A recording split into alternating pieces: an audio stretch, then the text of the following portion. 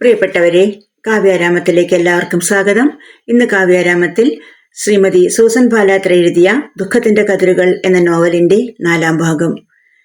ഈ കഥ വായിക്കുന്നത് വിജയലക്ഷ്മി നാരായണൻ.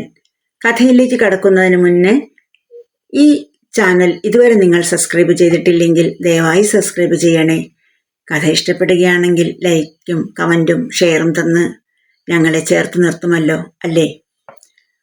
ദുഃഖത്തിന്റെ കതിരുകൾ, അധ്യായം 4. എന്നാടി കൊച്ചേ, പകൽക്കിനാവ് കാണുവാണോ? ഓ, വെറുതെ. വിദ്യ മുഖമുയർത്തി. ലക്ഷ്മിയമ്മയാണ്. മനുഷ്യപ്പറ്റുള്ളൊരു സ്ത്രീയാണ് അവർ. പലരും അവരെ വിലക്കിയിട്ടും ആ സാധു സ്ത്രീ തങ്ങൾക്ക് കൂട്ടുകിടക്കാൻ വരും. രാത്രി ഭക്ഷണവേളകളിൽ പലപ്പോഴും വിദ്യ കഞ്ഞി വിളമ്പി വെച്ച് കഴിക്കാൻ ലക്ഷ്മിയമ്മയെ നിർബന്ധിക്കും. അവര് പറയും, വേണ്ട മക്കളെ, ഞാൻ മാന്തറയിൽ നിന്ന് നിറച്ചുണ്ടിട്ടാ വരുന്നത്, നിങ്ങൾ കഴിക്കേ. ലക്ഷ്മിയമ്മ മാന്തറയില് മുറ്റമടിയും അലക്കും മീൻവെട്ടും അങ്ങനെ കുശിനി ഒഴിച്ച് എല്ലാം ചെയ്തു കൊടുക്കും. 3 നേരം വയർ നിറച്ച് ഭക്ഷണം കൊടുക്കും. ശമ്പളം കുറവാണ്. കാരണം ലക്ഷ്മിയെ ഇനി അവർക്ക് വേണ്ട. ലക്ഷ്മി വണ്ണം വെച്ച് ചേർത്ത് രോഗിയായിരിക്കുന്നു. അവര് പറയുന്നത് ലക്ഷ്മിയെ ഇനി ജോലിക്ക് പറ്റില്ല. ഞായറാഴ്ച പള്ളിയിൽ നിന്ന് അരി വാങ്ങി പോകുമ്പോ ഇവിടെ കയറിക്കോ, പിള്ളേരുടെ കയ്യിൽ നിന്ന് വല്ലതുമൊക്കെ വാങ്ങിത്തരാം. അതിന് പ്രകാരം ലക്ഷ്മി വിശ്രമ ജീവിതത്തിലായിരുന്നു. അങ്ങനെ ഇരിക്കെ ലക്ഷ്മിയുടെ പ്രിയമകൻ മോഹനൻ പാമ്പുകടിയേറ്റ് അകാല മരണം പ്രാപിച്ചു. അയാളൊരു പെയിന്റർ ആയിരുന്നു. അമ്മയ്ക്കും ഭാര്യയ്ക്കും കുഞ്ഞുങ്ങൾക്കും അയാൾക്ക് കിട്ടുന്നതിന് എന്നും ഓണം വെച്ചു കൊടുത്തു. ആ മകൻ വിട്ടുപോയപ്പോൾ കയറിക്കിടക്കാൻ 2 സെന്റ് സ്ഥലത്ത് ഒരു ചെറിയ ഓലക്കൂരയും കഞ്ഞിയും കറിയും വെക്കാനുള്ള ചട്ടിയും കലങ്ങളും മാത്രമേ ആ വീട്ടിലുണ്ടായിരുന്നുള്ളൂ. ലക്ഷ്മി വീണ്ടും ജോലി തേടി മാന്തറയിലെത്തി. മോഹനൻ മരിക്കുമ്പോൾ അവന്റെ ഭാര്യ രമണി 6 മാസം ഗർഭിണിയായിരുന്നു. ആ ദിനങ്ങൾ ലക്ഷ്മി വിവരിക്കുന്നത് കേൾക്കുമ്പോൾ വിദ്യയ്ക്ക് ദുഃഖമാകും. ആ സംഭവത്തിന് ശേഷമാണ് തങ്ങളുടെ അച്ഛന്റെ വേർപാട്.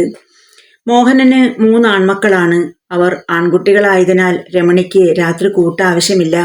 നരന്തുപോലിരിക്കുന്ന ഇത്തിരി പോന്ന ഒരു ആൺതരി ഉണ്ടായാൽ മതി രാത്രി കൂട്ടിന്. പന പോലെ വളർന്ന പെണ്ണിനെ കാക്കാൻ ആ ഇത്തിരി പോന്ന ചെക്കനെ കൊണ്ടാവും. തന്റെ അമ്മ ഏറെ പണിപ്പെട്ടാണ് ഒരുപാട് അച്ചാപ്പോറ്റി പറയിപ്പിച്ചിട്ടാ ലക്ഷ്മി അമ്മ തങ്ങൾക്ക് കൂട്ടുകിടക്കാൻ തയ്യാറായത്. ലക്ഷ്മി അമ്മയുടെ മരുമകൾ രമണിക്ക് നല്ല അഭിപ്രായമില്ലായിരുന്നു. എങ്കിലും ലക്ഷ്മി അമ്മ പറഞ്ഞു, നല്ല തങ്കം പോലത്തെ കുഞ്ഞോമനകള്, ഞാൻ പോയി കിടക്കാം, അല്ലെങ്കിൽ കഴകന്മാരവരെ കൊത്തി കീറും. രമണി പിന്നെ മറുത്തൊന്നും പറഞ്ഞില്ല. ലക്ഷ്മി അമ്മ മാന്തറയിൽ നിന്ന് കിട്ടുന്ന ഭക്ഷണത്തിന്റെ നല്ലൊരു ഭാഗം പേരക്കിടാങ്ങൾക്കായി നീക്കിവെക്കും. ചിലപ്പോൾ അതിലൊരംശം വിദ്യക്ക് കൊടുക്കും. എന്നിട്ട് പറയും, കുഞ്ഞുങ്ങൾ കാണണ്ട, നീ അതങ്ങ് കഴിക്കേ. എന്നാ വരുന്നെന്ന് കാണട്ടെ. വേണ്ട വേണ്ട എന്ന് എത്ര വിലക്കിയാലും വീണ്ടും ഭക്ഷണപ്പൊതിയുമായി ലക്ഷ്മിയമ്മ വരും. വിദ്യ അതിൽ ചെറിയൊരംശം എടുത്തിട്ട് ബാക്കി കുഞ്ഞനുജത്തിമാർക്ക് കൊടുക്കും. ലക്ഷ്മിയമ്മ കുഞ്ഞുങ്ങളെ ശട്ടം കിട്ടും. രമണിയോ പേരക്കിടാങ്ങളോ ഇതറിയരുത്. അന്ന് ലക്ഷ്മിയമ്മ ഉച്ചനേരത്തിനു മുൻപായി ധൃതിയിൽ കടന്നു വന്നു. വിദ്യ ഓർത്തു, ഇന്ന് രാത്രി കൂട്ടിന് വരില്ല എന്ന് പറയാനായിരിക്കും. മകൾ പാറുക്കുട്ടി പനച്ചിക്കാട്ടാണ്.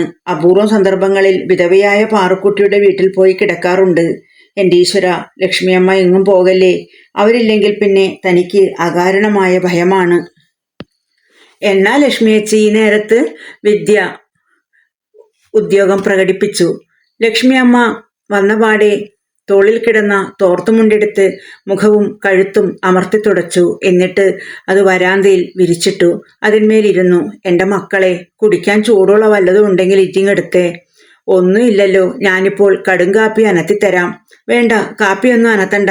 ചൂട് കഞ്ഞോളം ഇട്ട് ഉപ്പിട്ട് കുടിച്ചാൽ മാറും. തൊണ്ണ കാറലാണ്. വിദ്യയ്ക്ക് ദുഃഖം തോന്നി. ഉച്ചനേരമാണ്, കഞ്ഞിവെള്ളം കാണേണ്ട നേരമാണ്. പക്ഷേ തന്റെ അവസ്ഥ നേര് പറയാൻ ജാള്യം തോന്നി. അവൾ പറഞ്ഞു, ഞാൻ പോയി അപ്പുറത്തേന്ന് മേടിച്ചോണ്ടരാം. വേണ്ട കുഞ്ഞെ, ഒന്നും വേണ്ട. ലക്ഷ്മിയമ്മ എന്തോ പറയാൻ തിടുക്കപ്പെടുന്നുവെന്ന് വിദ്യ മനസ്സിലാക്കി. ലക്ഷ്മിയമ്മയ്ക്ക് എന്തോ പറയാനുള്ളതുപോലെ. അതെ കുഞ്ഞെ, അതെങ്ങനാ എന്നോട് ചോദിക്കുന്നേ? എന്താണേലും ധൈര്യമായി ചോദിച്ചോ, എനിക്കറിയാവുന്നതാണേ ഞാൻ പറയാം. എന്റെ മകനെ, ഞാൻ ചിലതൊക്കെ കേട്ടു. ലക്ഷ്മിയമ്മ ബാക്കി പറയാതെ വിമിട്ടപ്പെട്ടു. വിദ്യ പ്രോത്സാഹിപ്പിച്ചു. എന്നാണേലും പറഞ്ഞോ, ലക്ഷ്മിയമ്മയ്ക്ക് ഈ വിദ്യ അറിയില്ലേ? എന്നാലും കൊച്ചേ, എങ്ങനാ ഞാൻ ചോദിക്കുന്നേ? ഓ ലക്ഷ്മിയമ്മ, വെറുതെ മനുഷ്യരെ വട്ടുപിടിപ്പിക്കുക. വിദ്യയ്ക്ക് അരിശം വന്നു. കഴിഞ്ഞ ആഴ്ച നിങ്ങൾ എന്തിനാ പുൽപ്പള്ളിക്ക് പോയത്? പുൽപ്പള്ളിയിലെ മുത്തശ്ശിക്ക് സുഖമില്ലാഞ്ഞിട്ട് ഞങ്ങളെ കാണണം നാളെ വിട്ട് പറഞ്ഞു. എന്നിട്ട് നിങ്ങളുടെ അമ്മ നിങ്ങളുടെ കൂടെ വന്നോ? ഞങ്ങളെ കൊണ്ട് വിട്ടിട്ടമ്മ പത്തനംതിട്ട ജോലിക്ക് പോയി. പെരയുടെ താക്കോൽ ആരുടെ കയ്യിലായിരുന്നു? അമ്മയുടെ കയ്യില്. അമ്മ തരാൻ മറന്നു. അതിനാ അമ്മ ഞങ്ങളെ അവിടുന്ന് കൊണ്ടുവരാൻ വന്നേ. എന്നാ ഞാൻ കേട്ടത് ശരിയായിരിക്കുമോ? ആകല്ലേ. മണർക്കാട്ടമ്മേ, ലക്ഷ്മിയമ്മ നെഞ്ചത്തടിച്ച് പ്രാർത്ഥിച്ചു. വിദ്യയ്ക്കാകെ വിഷമമായി. അവൾ പരിഭ്രമിച്ചു. ദൈവമേ, എന്റെ അമ്മയ്ക്ക് എന്തെങ്കിലും അപകടം പിഴഞ്ഞിരിക്കുമോ? പാവം, പനിച്ചു വിറച്ചാണ് ഞങ്ങളെ കൊണ്ടുവരാൻ വന്നത്. സുഖമില്ലാതെ കിടന്ന മുത്തശ്ശി തന്ന 20 രൂപയുടെ ചുവന്ന നോട്ട് അമ്മയ്ക്ക് കൊടുത്തുവിട്ടു മരുന്ന് വാങ്ങി കഴിക്കാൻ. ഈശ്വര, അമ്മയ്ക്കൊന്നും വരുത്തല്ലേ. അമ്മേ, പാവമല്ലേ, അച്ഛനില്ലാത്ത കുഞ്ഞുങ്ങളല്ലേ ഞങ്ങള്. വിദ്യ ദിനദീനം വിലപിച്ചു. അന്ന് അമ്മയോടൊപ്പം പുൽപ്പള്ളിയിൽ നിന്ന് ജാനകിപുരത്തേക്ക് മടങ്ങി വരുമ്പോൾ കാരിച്ചലായപ്പോൾ 2 മണിക്കൂർ നേരം തങ്ങൾ സഞ്ചരിച്ചു വന്ന ബസ് ട്രാഫിക് ജാമിൽപ്പെട്ടു. റോഡരികിൽ ഒരിടത്ത് ഒരു മതപ്രസംഗം പൊടിപൊടിക്കുന്നു. ആ പ്രസംഗം കേൾക്കാൻ അമ്മ തങ്ങളെ ആംഗ്യം കാണിച്ചു. ശരീരമാകുന്ന തേരിനെ തെളിക്കുന്ന തേരാളിയാണ് ബുദ്ധി, മനസ്സാണ് കടിഞ്ഞാൺ. ഇന്ദ്രിയങ്ങളാകുന്ന കുതിരകൾക്ക് കടിഞ്ഞാണിടാഞ്ഞിട്ടാണ് വിഷയാസക്തി അഥവാ കാമാസക്തി വർദ്ധിക്കുന്നത്. ജ്ഞാനം സമ്പാദിച്ച് വിവേകപൂർവ്വം തേരുതെളിച്ചാൽ സമാധാനം ലഭിക്കും, ലക്ഷ്യത്തിലെത്താം. അമ്മയുടെ മടിയിലിരുന്ന നിത്യമോളോട് അമ്മ പറഞ്ഞു, ഇതുപോലുള്ള നല്ല പ്രസംഗങ്ങൾ കേൾക്കാൻ കിട്ടുന്ന അവസരങ്ങൾ പാഴാക്കരുത്. ധാരാളം പുസ്തകങ്ങൾ വായിച്ച് അറിവ് സമ്പാദിക്കണം. ശരിയാ അമ്മേ. നിത്യമോൾ തലകുലുക്കി സമ്മതിച്ചു. കാവ്യ കളിയാക്കി ചിരിച്ചു. പിന്നെ വേറൊന്നുമില്ലാത്തൊരു വായനക്കാരി വന്നിരിക്കുന്നു. നിത്യമോള് കെഞ്ചി. അമ്മച്ചി കേട്ടില്ലേ, കാവ്യേച്ചി കളിയാക്കണേ. അമ്മ കാവ്യയെ ശാസിച്ചു. മിണ്ടാണ്ടിരിക്കെ. എന്നിട്ട് നിത്യമോൾ കാണാതെ കാവ്യയെ കണ്ണിറുക്കി കാണിച്ചു ചിരിച്ചു. വിദ്യ ഓർമ്മകളിൽ മുങ്ങിത്തപ്പുകയാണ്. ലക്ഷ്മിയമ്മ ശാസിച്ചു. ഇങ്ങനെ കിടന്ന് വിഷമിക്കാൻ എന്നാ ഇപ്പൊ ഉണ്ടായേ? ഞാൻ പറയുന്നത് ശ്രദ്ധിച്ചു കേൾക്കണം. ബഹളം ഉണ്ടാക്കല്ല. നിങ്ങള് ആരും ഇല്ലാത്തവരാന്ന് വിചാരിക്കണ്ട. ഞാനുണ്ടാവും ഏതിനും. ചിലപ്പം ഇവിടെ പോലീസ് വന്നെന്നിരിക്കും. കുഞ്ഞിന്റെ ദേഹത്ത് പഴിവെക്കാനാ ആ അന്നക്കുട്ടിയും ദേവകിയും ജമീലയും എല്ലാം കൂടി തോട്ടരികിലും കവലയിലുമെല്ലാം പ്രസംഗിച്ച് നടക്കുന്നേ. ഒന്ന് പെട്ടെന്ന് പറഞ്ഞു തുലയ്ക്ക് വിദ്യക്ക് ദേഷ്യം നിയന്ത്രിക്കാനായില്ല. കുരുത്തക്കേട് കാണിച്ചിട്ടിപ്പോ എന്റെ കാര്യമായോ? ഒരു കാക്ക കുഞ്ഞു പോലും കയറി വരാത്ത വീട്ടില് എന്റെ തന്തയുടെ ചൊവ്വിനാ ഞാൻ കയറി നടക്കുന്നത്. എന്നിട്ടിപ്പം?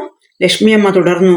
ദേ, നിങ്ങളുടെ അങ്ങേപ്പറമ്പിലെ ആ വടക്കരികിലെ ജാതിയുടെ മൂട്ടിൽ നിന്ന് മണ്ണിട്ട് മൂടിയ പിഞ്ചു കുഞ്ഞിനെ കിട്ടിയെന്നോ പോലീസിൽ അറിയിച്ചെന്നോ ഒക്കെ പറയുന്നു. പുല്ലരിയാൻ ചെന്ന കാർത്തിയാനിയാണ് പോലും കണ്ടത്. വിദ്യ തകർന്നുപോയി. എന്റെ മണർക്കാട്ടമ്മ, ആരാ ഈ ക്രൂരകൃത്യം ചെയ്തത്? ആരുമാകട്ടെ, പഴി നമുക്കിരിക്കും. പറമ്പ് നമ്മുടെ അല്ലേ, പാവങ്ങളും നമ്മളല്ലേ. വിദ്യ നിലത്ത് വീണുരുണ്ട് കരഞ്ഞു. ദൈവമേ, ഇതാരാ ഇങ്ങനെ ചെയ്തേ? അറിഞ്ഞോ അറിയാതെയോ മനസ്സുകൊണ്ടുപോലും ഒരു പാപവും ഞങ്ങൾ ചെയ്തിട്ടില്ലല്ലോ. കാവ്യാണെങ്കിൽ വയസ്സറിയിച്ചിട്ട് പോലും ഇല്ല. ഈ ദാരിദ്ര്യത്തിലും നല്ല ഒരു ലക്ഷ്യം വെച്ച് ഉല്ലാസവതിയായി അവൾ കഴിയുന്നു. അമ്മച്ചി പാവം, ജീവിക്കണമെന്നേ തോന്നുന്നില്ല. എന്തൊരപമാനം. ദാരിദ്ര്യമായിരുന്നെങ്കിലും മാനം പോകാതെ സൂക്ഷിച്ചു. എന്നിട്ടിപ്പോൾ? വിദ്യ പൊട്ടിപ്പൊട്ടി കരഞ്ഞു. ജീവിതത്തിന്റെ താളം തെറ്റിയല്ലോ ഈശ്വര, അവൾ നെഞ്ചത്തടിച്ച് വിലപിച്ചു. ബിന്ദു നായർ എന്ന സ്ത്രീ പലതവണ വന്ന് നിർബന്ധിച്ചതാണ്. സീരിയൽ അഭിനയിക്കാം, സിനിമയിൽ അഭിനയിപ്പിക്കാം എന്ന് പറഞ്ഞ്. മുൻമന്ത്രിയുടെ മകൾ ശൈലജ നിർമ്മിക്കുന്ന പടമാണ്, നല്ല വേഷമാണ്. ഒരു 16-കാരിയുടെ അനുജത്തിയായി അഭിനയിക്കാൻ 11-നും 13-നും ഇടയ്ക്കുൾ പ്രായമുള്ള ഒരു പെൺകുട്ടിയും വേണം. നല്ല വേഷമാണ്, ധാരാളം പണം കിട്ടും. ദിവസം 8000 രൂപ വരെ കിട്ടും സീരിയലിൽ അഭിനയിച്ചാൽ എന്നെല്ലാം പറഞ്ഞ് പ്രലോഭിപ്പിച്ചു. അവരെ തങ്ങളിൽ നിന്നും ഈ വീട്ടിൽ നിന്നും അകറ്റാൻ മണർക്കാട്ടമ്മയുടെ തിരുനടയിൽ ഒരു കൂട് മെഴുകുതിരി കത്തിച്ചു വെച്ച് പ്രാർത്ഥിച്ചു. അമ്മയുടെ മധ്യസ്ഥ പ്രാർത്ഥന കൊണ്ടാണ് പിന്നീടവർ തങ്ങളെ അന്വേഷിച്ചു വന്നില്ല. ആ തട്ടിപ്പുകാരിയെക്കുറിച്ച് പത്രങ്ങളിൽ വാർത്ത വന്നു.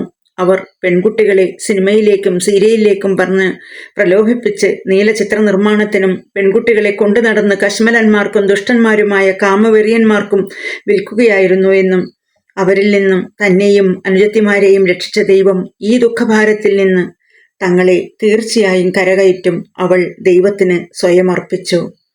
പ്രിയപ്പെട്ടവരെ, ഈ നോവലിൻ്റെ അടുത്ത ഭാഗം അടുത്ത ദിവസം കേൾക്കാം.